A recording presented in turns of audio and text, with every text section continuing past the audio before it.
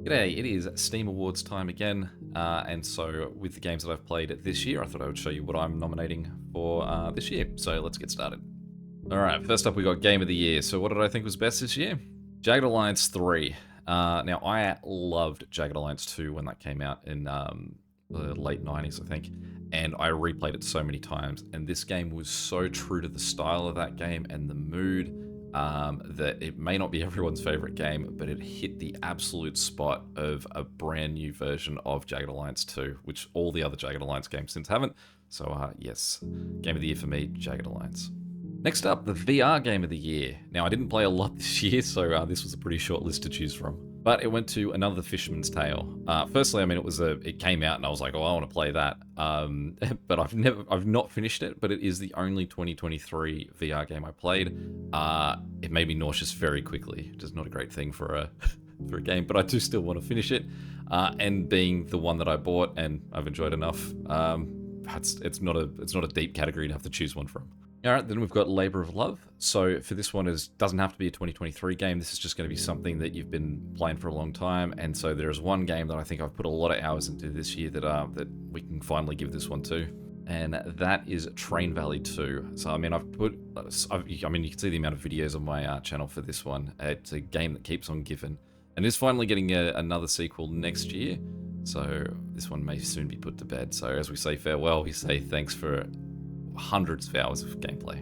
All right, and then we have the Best Game on Steam Deck award. Now, I do own a Steam Deck, and I have played a little bit on there. Generally, it's not my preference to play on it, so there are a few games that I've put a few hours into, generally a bit more basic of games. And so this one goes to Tape to Tape. A really nice sort of like simple hockey game. This one goes back to probably a bit like what you were playing in the late 90s, but it's got its nice elements as well. It's a nice simple game to just sort of pick up, play, have some fun with, and then go again. So, yeah. Again, not an overly deep category because there's not a lot of games I like playing on there. So simplistic is a big key to deck games winning. And then we've got Better with Friends. So what was most fun playing co-op? Absolutely, it was Remnant 2. Incredibly fun game. Better than the first. My dive rolling is getting right back to where it once was. It is it possibly would have been my game of the year if I didn't need it for Better with Friends, because there weren't too many games, co-op or otherwise, that really sunk in for me this year.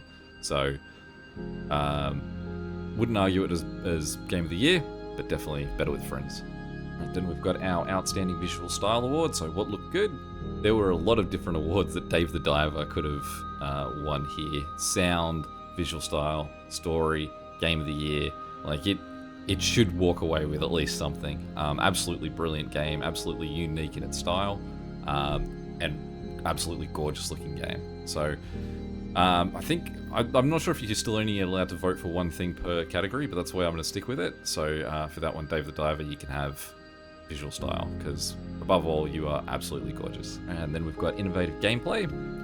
This one, I'll debate whether this is innovative or not, but I'm gonna pitch my argument here. Here we go. So my nomination is Hogwarts Legacy. Now, the very key thing I'm pointing out with this is it is the wand combat that I'm thinking is innovative. I'm not sure I've played too many games where I've dealt with such an amount of spells that I've had like sort of my go-to ones. Then I've mid-combat swapped to another set of spells to make sure that like I can keep firing, and not only that, I think the sort of flying around as well that they had and moving through.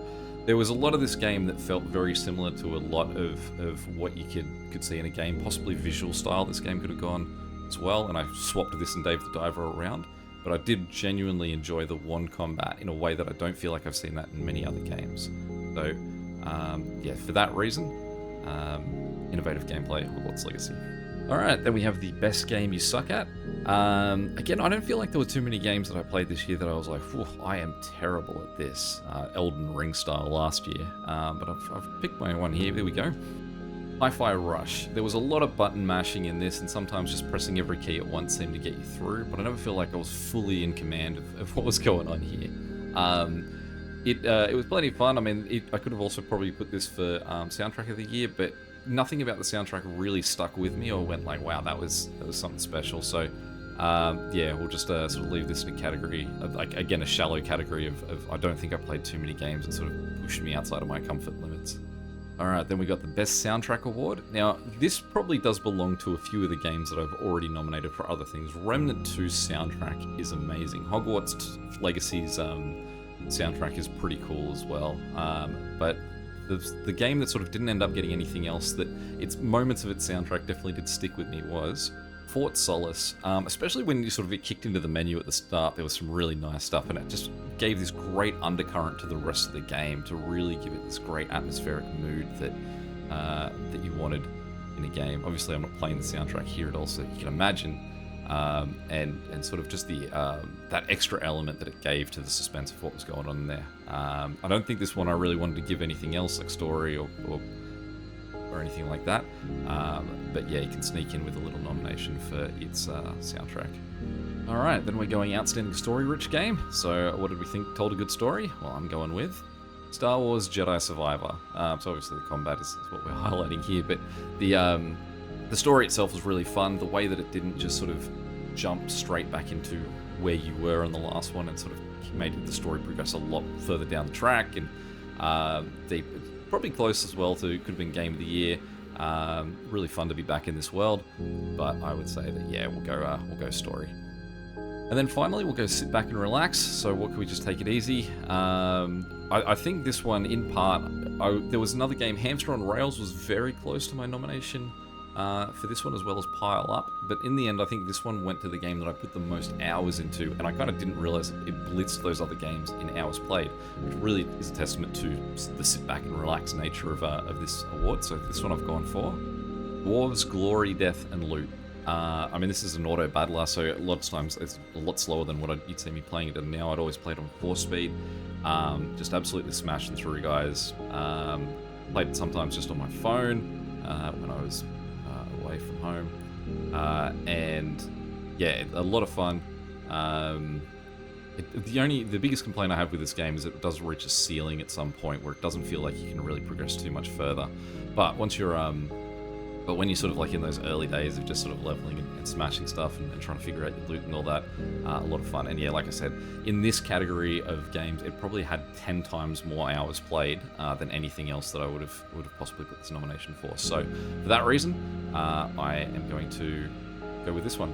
Obviously, it's early days in the nominations here, so I'd love to hear what you're voting for. Anything that you think that I've gotten way off base, or just what games that you think that possibly I might not have played. That you think are definitely worth consideration. Yeah, so any questions or comments, feel free to check them below. And until next time, catch you later. See ya.